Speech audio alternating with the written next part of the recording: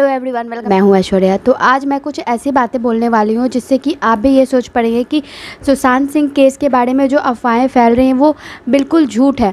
और ये अफवाहें कौन फैला रहा है? उनके दोस्त, उनके साथ रहने वाली उनकी गर्लफ्रेंड, या फिर कोई राजनेता, या फिर कोई फिल्म सेलिब्रिटी, या फिर कोई डायरेक्टर, या फिर खुद पुलिस वाले, मुंबई पुलिस। तो चलिए इस वीडियो को मैं शुरू करती हूँ। सबसे पहला जो चीज़ था कि नौकर का बयान ये था कि सुबह उठते ही सुशांत सिंह ने जूस मांगा, बहुत अच्छे मूड में थे। वो आके न्यूज़ में भी खुद बोल रहा था ये बात। लेकिन मैं यहाँ ये पूछना चाहूँगी कि जिस तरह से हल्ला ये उड़ाया गया, ये बोला गया र्यूमर्स में कि सुशांत सिंह ने सुसाइड किया है। तो अगर कोई बंदा सुसाइड करने वाला हो, इसका मतलब वो कि काफ़ी ज़्यादा वो दुखित है। तो वो कैसे बोल रहा है कि वो बहुत अच्छे मूड में थे और आधे घंटे के अंदर ऐसा क्या हुआ कि उनके साथ ऐसा हो गया?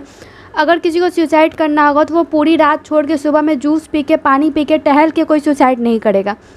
इसका मतलब वो ये बात है कि नौकर झूठ बोल रहा है।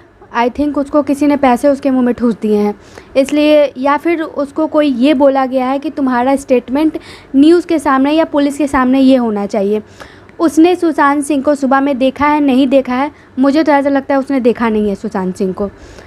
उसके बाद दूसरी चीज़ ये कि जब बहन 10 मिनट की दूरी पर थी घर से, तो फिर वो उसका दूसरा चोर दोस्त जो है सिद्धार्थ पिठानी, वो उसको क्यों इतनी तलब मचे कि वो चाबी वाला को बुला के ले आया और बहन के आने से पहले ही वो चाबी तोड़वा के, मतलब गेट को तोड़वा के और चाबी वाला को बाहर से ही भगा के, उसके बाद वो गेट, मतलब ऐसा, अगर किसी को ऐसा लगता है कि घर में कुछ हुआ है, अंदर रूम में कुछ हुआ है, तो सबसे पहले वो चाबी तोड़वा के गेट खोलेगा, अंदर एकदम बिल्कुल कह सकते हैं कि जल्दी से आएगा। ऐसा नहीं कि उसको पता है कि रूम में क्या है और अभी तुरंत बवाल ना हो जाए, इसलिए वो चाबी तुड़वा के उसके बाद वो चाबी वाले को नीचे भेज के पैसा दे के विदाई दे के उसको, उसके बाद वो रूम में आएगा।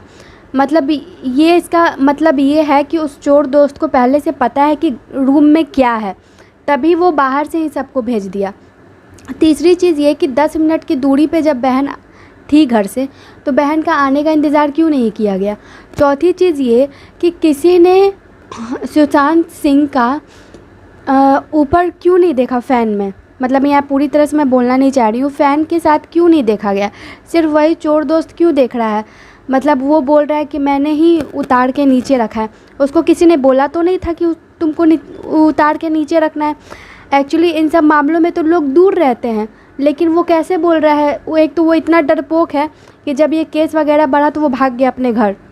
दूसरा चीज़ ये कि उसमें इतना तो मैं नहीं कहूँगी कि वो निडर है कि वो सुशांत सिंह को उतार के वो बेड पे रखेगा। वो बहन के आने का इंतज़ार क्यों नहीं किया गया? और अगर उसने उतार के नीचे रखा है तो खुद पुलिस ने तो अपने आँखों से नहीं देखा था कि सुशांत सिंह मतलब ऊपर फ़ैन के साथ थे या नहीं थे?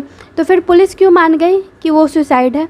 जब तक पुलिस ने या फिर पुलिस के किसी आदमी ने खुद अपनी आंखों से नहीं देखा, तो फिर 15 मिनट के अंदर ये हल्ला कैसे उड़ गया, जबकि सारे ने सुशांत को बेड पर लेटा हुआ देखा है?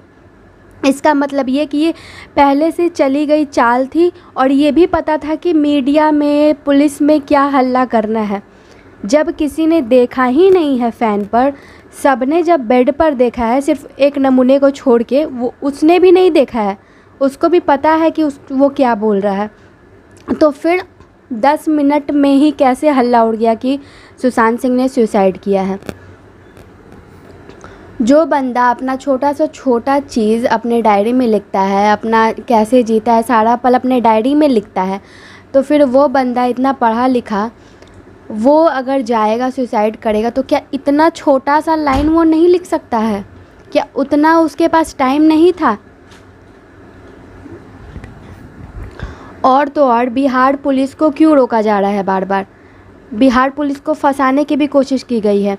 वो लोग वहाँ गए हैं तो उनको जीप वगैरह, गाड़ी वगैरह नहीं दिया गया है कि वो लोग मतलब इन्वेस्टिगेशन करते। दूसरा चीज़, उनको रहने के लिए अच्छा जगह नहीं दिया गया। वहाँ के लोग फ़ोन कर के यहाँ के डीएसपी वगैरह को बोल रहे हैं कि आप पुलिस को मेरे घर पे भेजिए, हम लोग इन्वेस्टिगेशन में साथ देंगे। लेकिन वहाँ की पुलिस क्यों पुलिस को दबाने की कोशिश कर रही है, उलझाने की कोशिश कर रही है, भगाने की कोशिश कर रही है? इसका मतलब ये क्योंकि वो किसी चीज़ का साथ दे रही हो और नहीं चाहती है कि बिहार पुलिस इन्वेस्टिगेशन में आगे बढ़े। यहाँ के पुलिस को विनय तिवारी को क्वारंटाइन किया गया। इसका मतलब साफ था कि वो लोग नहीं चाहते हैं कि बिहार पुलिस को कुछ पता चले, बिहार पुलिस कुछ पूछताछ करे।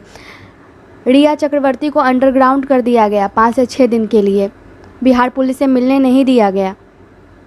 मतलब साफ है कि इसके पीछे किसी बड़े आदमी का हाथ है, पॉलिटिक्स का भी हाथ है, और वहाँ अपने बेटे की बचाने की कोशिश में वो ये सारी चीज़ें कर रहे हैं। तो बहुत जल्दी उसका पर्दाफाश हो जाएगा। और क्या था, क्योंकि रिया का या फिर सिद्धार्थ पिटानी का इतना औकात नहीं है कि वो इतना बड़ा वकील करेगी और इतनी जल्दी वो वकील के मतलब कह सकते हैं कि इतनी जल्दी उस वकील का कांटेक्ट भी उसको मिल जाएगा। इसका मतलब साफ है कि उसके पीछे किसी दमदार पॉलिटिक्स का हाथ है या फिर किसी दमदार आदमी का हाथ है।